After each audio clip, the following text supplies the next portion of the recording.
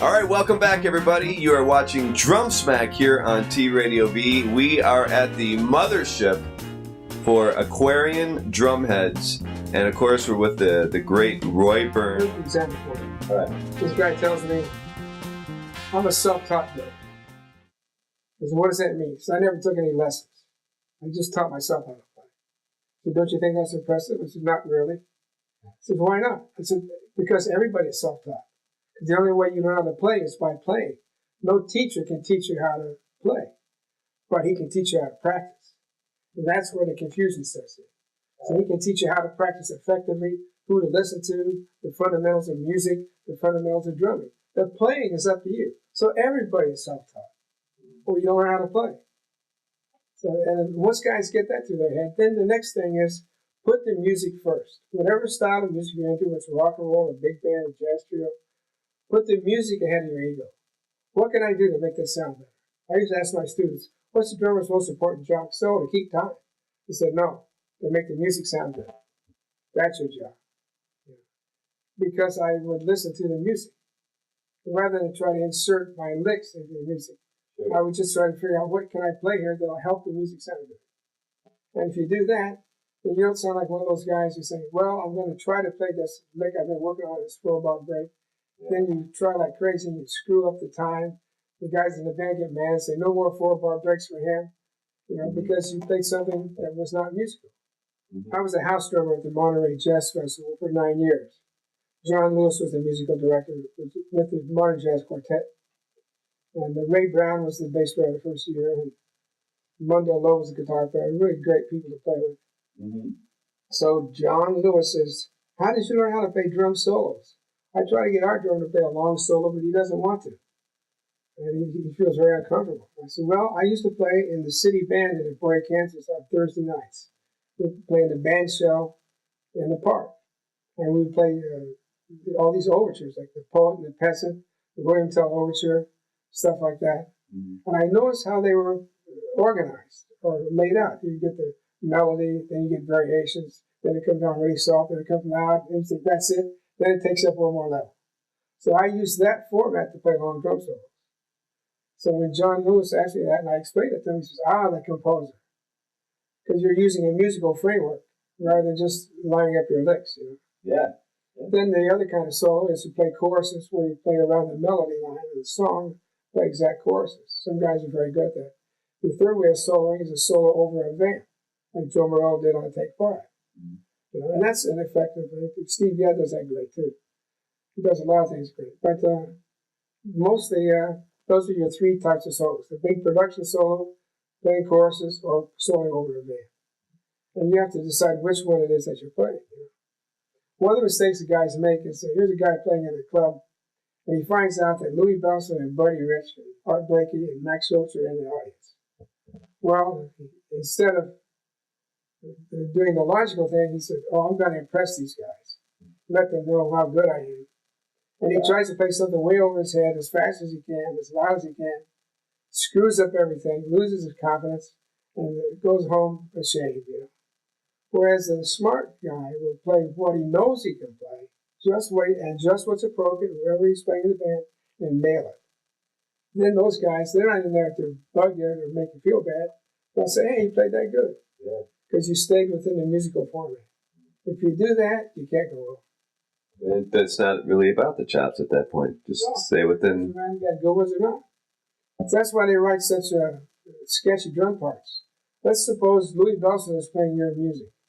And he's got a double bass drum set, 4 or 5 cymbals, 6 tom-toms. He's got incredible technique. He can play anything. The guy playing your charts the next week is Mel Lewis. You got a 4-piece kit, a couple of dinged up cymbals. It has no chops at all, just barely enough to make the thing. When I say no chops at all, I'm not a technician. He told me, he said, I goofed on that when I was a kid, but he said, I get by. Well, but he knew how to sound good. So what you have to do is write a sketchy part, so trumpets here, saxophones here, so that each guy can play that. The other thing is no 2 drum sets are the same. You buy drum equipment, it's like buying components for a stereo set. Because the drums aren't the same size, the heads are different, the cymbals are different. All these choices you make when you finally get a drum set, you've created. It's like buying a car, which is all complete. You have to buy the components. So when someone says, I don't like the way your drums sound, it's like cursing your mother or something. That's too personal. So that's why people are so demanding of drummers and why they get so frustrated with them. Because the drummer affects everybody. If he doesn't play, if he does play, if he plays too busy, if he concentrates on the groove, whatever he does affects everybody more than any other player. So they have to depend on us. But it's a certain resentment we have to depend on somebody. You know, like this. If you could play in time, we wouldn't have to hit the backbeat so hard. Mm-hmm. They don't like that. But I'm old enough now I can get away with it. Yeah. So, Roy, in your opinion, what makes a successful drummer nowadays? First of all, you got to play good time. That's a given. You have to be able to play a number of different styles. And I think the drummers of today are much more versatile than the drummers of my era because their feet are so much better. Because all the rhythms they play, the bass drum is very syncopated, the hi-hat, double bass drums in a lot of cases. The guys' feet today are amazing. And they can play all kind of grooves that people in my era probably couldn't play because we weren't required to. We played, see, the drummer always plays whatever the current music demands. So whoever can play the current music becomes the current drummer. It's like when Steve Gadd came on the scene, he made up parts to play music that was happening at that time. So he changed the way everybody else played and thought about the instrument. When Buddy Rich burst upon the scene, he changed the technical standards for everybody. Guys who thought they had good technique used to go out in Birdland crying after they saw that guy play. Because he can play so much. Yeah. But he also played very musically. So again, it gets back to you got to be able to play your instrument.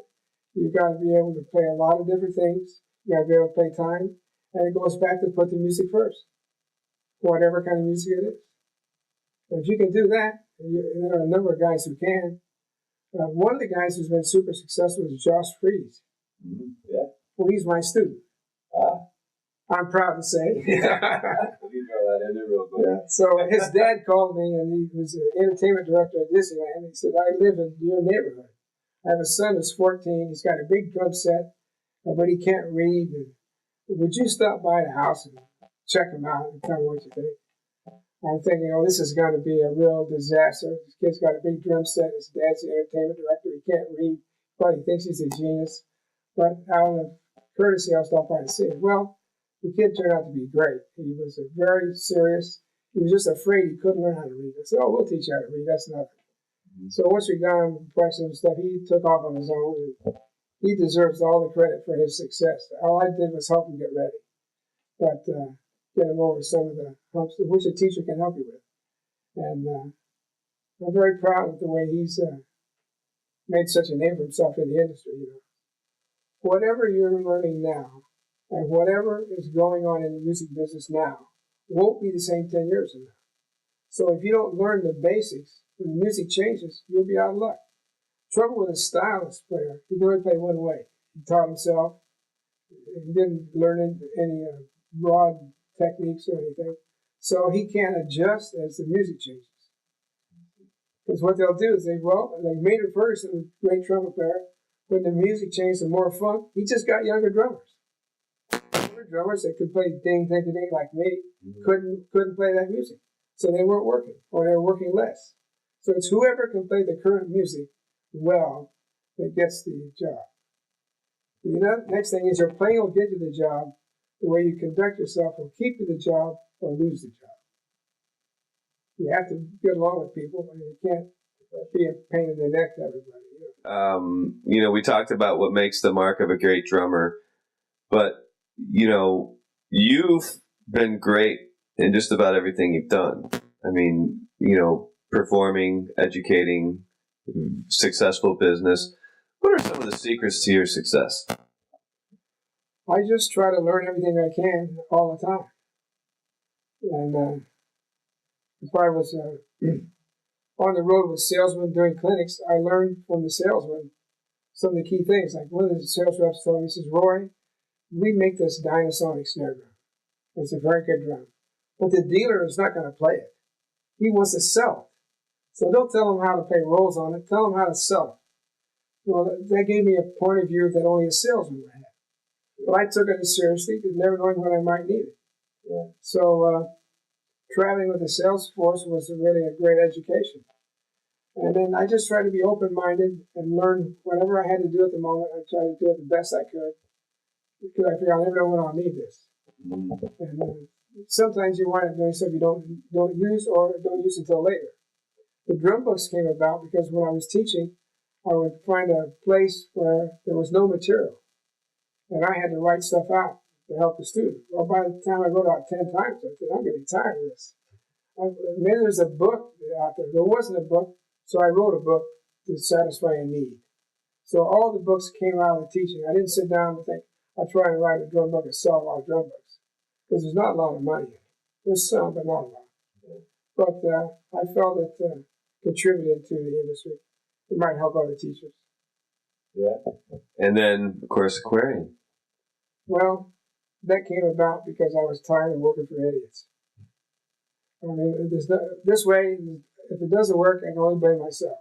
Yeah. And I thought I'm smarter than the guys at Rogers Drums, that owned by CBS at that time, because they were doing such stupid things.